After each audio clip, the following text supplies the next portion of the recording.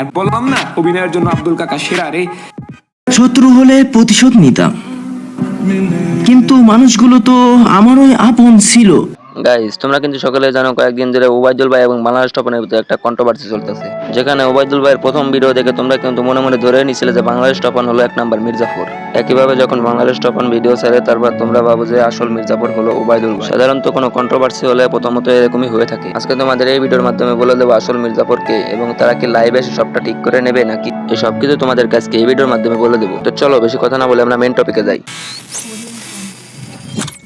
Hello everyone, কি অবস্থা সবার? আশা করি সবাই অনেক অনেক বেশি ভালো আছে। তোমাদের দোয়া ও ভালোবাসা আল্লাহর রহমতে আমি অনেক ভালো আছি। আগের ভিডিওতে তোমরা দেখছিলাম প্রান্তদা ওবায়দুল ভাইকে একটা ভয়েস দিয়ে সরাসরি বলে যে আমি আমার ইচ্ছায় বাংলাদেশ টপন টিমে চলে এসেছি।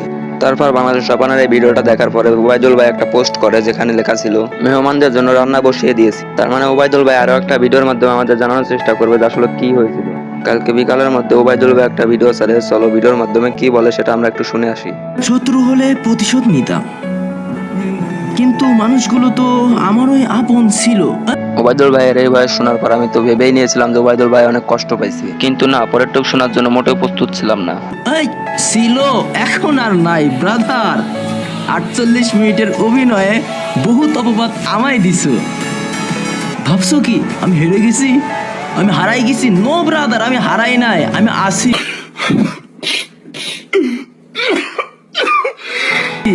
ইনশাল্লাহ আমার হকের জন্য আমি লড়বো, আর ইনশাল্লাহ এই লড়াইতে আমিই জয় হব। আরে আরে আস্তে, এত হাসলে তো দাঁত খুলে পড়ে যাবে। চলো তোমাদের বাংলাদেশ টপন মানে মির্জাফরের একটা ডায়লগ শুনে আসি। তাই স্যার বললাম না অভিনয়ের জন্য আব্দুল কাকা সেরা রে। তো গাইজ, বাংলাদেশ টপনের এই ডায়লগটা কার কার ভালো লেগেছিল কমেন্টে বলে যাবেন। তো চলো গাইজ, আমাদের গরিবের ওবায়দুল কাকা আর কি আমাদেরকে বলে সেটা আমরা শুনে আসি। গাইস, তোমাদের উদ্দেশ্যে একটা কথা বলি। বাংলাদেশ টপনের এই 48 মিনিটের ভিডিওর মধ্যে যেই টপিকটা তোমাদের কাছে সত্য মনে হয়েছে, ওইটাও ইনশাল্লাহ আমি মিথ্যাতে পরিবর্তন করে দেব।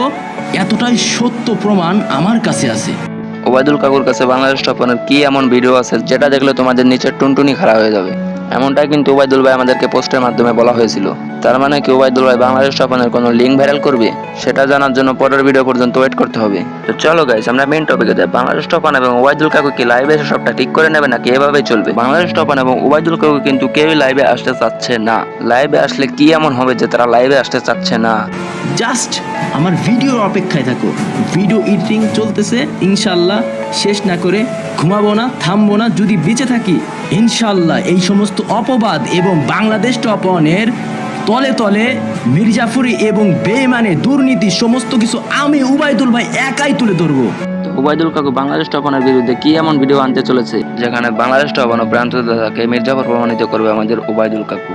ওয়েট গাইস, তোমরা যারা বাংলাদেশ টপনের ফ্যান ফলোয়ার আছো তাদের হয়তো এই কথা শোনার পরে তোমাদের নিজ দিয়ে পানি জ্বলতে শুরু করে দিয়েছে। থাক বেশি গভীরে না যে, চলো আমরা বাংলাদেশ টপন এবং প্রান্তদাতার ডিসকর্ডে কিছু কথা শুনে আসি। এই নিয়ে প্রান্তদা তোমারও ওবায়দুল ভাই কি বলছে বলো? আমারে তো প্রথমে এসে বলে যে স্কোয়াড বানাবো, তুমি আমার স্কোয়াডে খেলবা। পরে আমি বললাম কি যে এই যে টুর্নামেন্ট যেগুলা খেলতাছি রাদের সাথে প্লাস এতদিন যাবত খেলতাছি, তাহলে তার কি হবে?